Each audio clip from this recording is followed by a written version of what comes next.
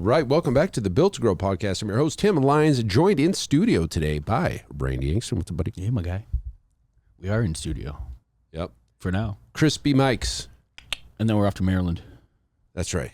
So, got to get a good one in today. So, in the last episode, we mentioned we were going to do an episode called the gift card, grassroots gift card campaign. So, let me preface this for a second because I've never run this campaign. This has never been proven. I want to do it. I just haven't done it yet. And I want to share it with you because it sounds amazing and it should work. Mm-hmm.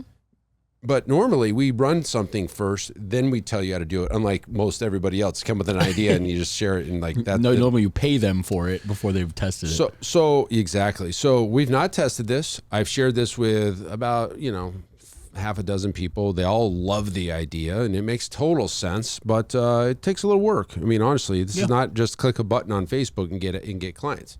Perfect time of year, guys. Think of all of the back to school stuff. Fall football, all of these types of things. It'll play in well with, team sports and things like that this time of year. Yeah, good point. Okay.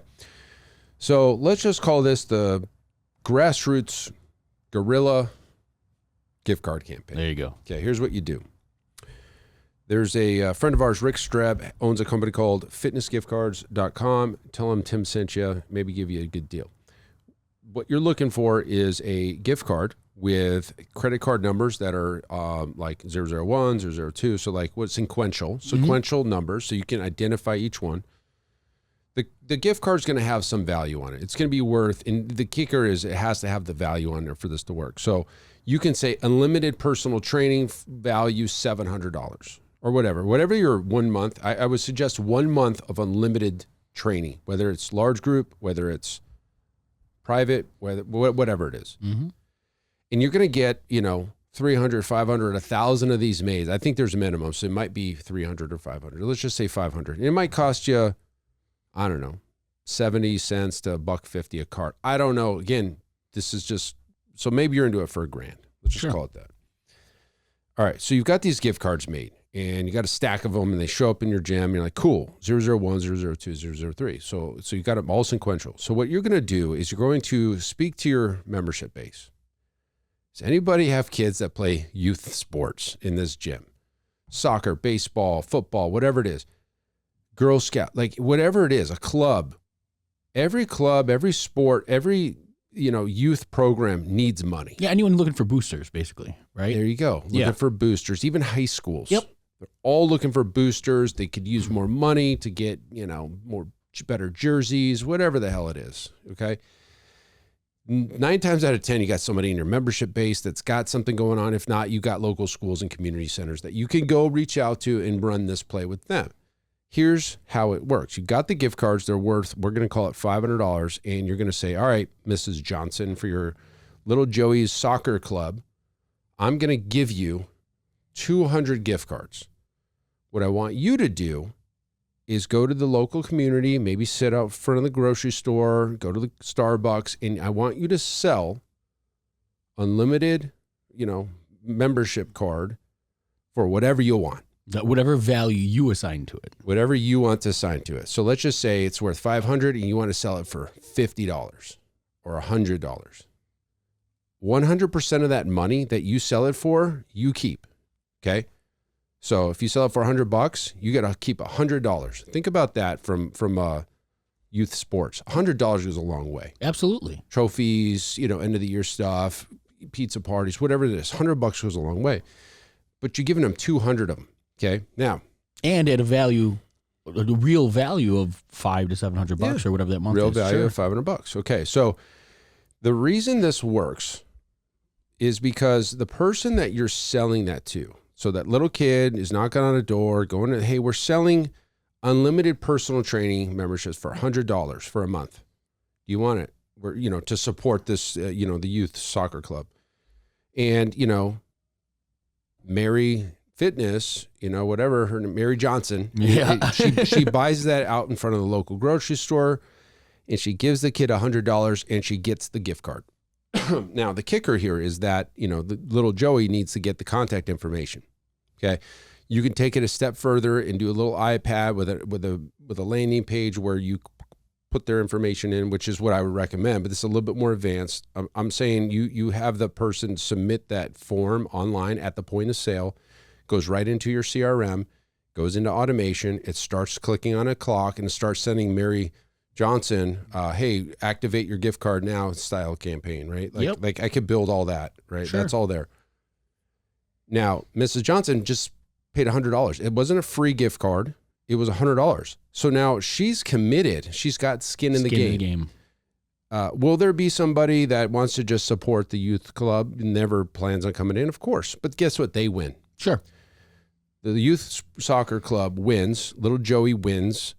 But we win, or you win as a gym owner, because you've got somebody in the local community that's put skin in the game for an actual gift card. Think of the difference. Now, I know a lot of you guys have done gift cards for local auctions and stuff. The people that actually bid on those auctions versus just winning in a raffle, there's two different types. You got the raffle type, and you got the like, hey, this is on a table. I'm going to bid $50 for this gift card. Those people convert. Sure. And everybody that's listening is like, you know what? You're right, Tim, because I've given away to two different styles, and the ones that, are silent auction and they bid on your offer, those people come in and use it. Yeah. And so the same thing with Mary Johnson giving $100 to little Joey for that gift card. They've activated that card. That Mary's going to come in. Yeah. And that's essentially how it works. Now, to the gym, you've got a little army of salespeople out there in the local community selling unlimited, semi-private personal training, group class cards for $100. It's worth $500. Now, they're going to bring that in, and you got to give them that value, right? If you listen to the last episode, you already know what a gift card is worth to you. Like, how much does it cost you to acquire a client versus service a client? It's two totally different things. Tell me that wouldn't work. Shoot holes in that. Well, we've talked about this one for a long time. I mean, I'm kind of where you're at. I want to see it run. I want to see it play. I want to see it play out. I want to see what the potential of it is, because when it comes to any type, every gym wants a new marketing campaign. Every gym wants a new successful marketing play that, it hasn't been done before, isn't saturated, right? Like, you can't just go to the Facebook marketplace and just throw up another ad and see any results, some type of result. Like, nothing's going to just boost your number of leads and to this point, technically there's like a sale involved, you know what I mean? Yeah. So you've got somebody, like you said, somebody with skin in the game, and that's a big differentiator. And so looking at this from the psychological side of marketing, it checks every box, right? And it's a win-win-win. And it helps little Joey's soccer team. Exactly. And now if you do this the way that I'm saying, you would have a little iPad or a landing page that would essentially, quote unquote, activate the gift card. So you got Mary Johnson, first name, last name, email, phone number, and the last four digits of that card, 0073. Got it. 0073. Now you take that information and you port it into Keep, which would be automatic because it's a Keep landing page. It starts a timer. Mrs. Johnson has 2 weeks to come in and claim it. Okay. And you got a delay timer off of entry point. And then in the merge fields within the copy of the email, Mrs. Johnson, we got you set up for your whatever with gift card XXX0073. It's legitimate to each individual email and each individual contact. And they either use it or they don't use it. Obviously you got their phone number, so it's up to you to call, get them in, but then you have a booking link within those emails and text messages that gets them to book. Hey, congratulations on claiming a great deal from, Little Joey Soccer Club. As of right now, you have 2 weeks to activate this. All you need to do to activate it is book an appointment anytime in the next 30 days. Click here, boom, you got a lead. You got a lead and you got a booked appointment with a paid. It's a paid trial. It's a paid trial, exactly. And it always goes back to what is the intent of the person that's receiving it? It's a hell of a lot different than a free month thrown on Facebook. No, that's a paid. They paid $100. Yeah. Or $500. It's up to Little Joey. However good as Little Joey's at sell, they could sell it for $20 if they wanted. They could sell it for $250. Hey, it's 50% off. 50% off. Yeah. Now you got to maybe help them with some of the how to sell it and where you're at, maybe some cards to kind of like show people, like, where is this place? I've never heard of it. Well, here's a map, Mrs. Johnson. Like, they do semi-private training. We work with clients 40 and over, like all the things that you would do to market anyway. Get that to little Joey in the soccer club and send them out into the neighborhood. Like, have them go hit all the neighborhoods around. Hey, we're, youth sports. Everybody wants to help. You see it happening all the time everywhere anyways, right? Like, it's just another way because they're looking for things like this also, right? I mean, what are they selling outside of this? Chocolate, candy. Yeah, cookies and shit, yeah. It's always like garbage like that, like this is something that's going to help the individual that they're selling it to. It's got way more value than a box of cookies or $3, $10. Like, let's get $100 going. And the true value of what the consumer is walking away with is real training revenue, real training cost. And so, I don't see any reason why this shouldn't really bang.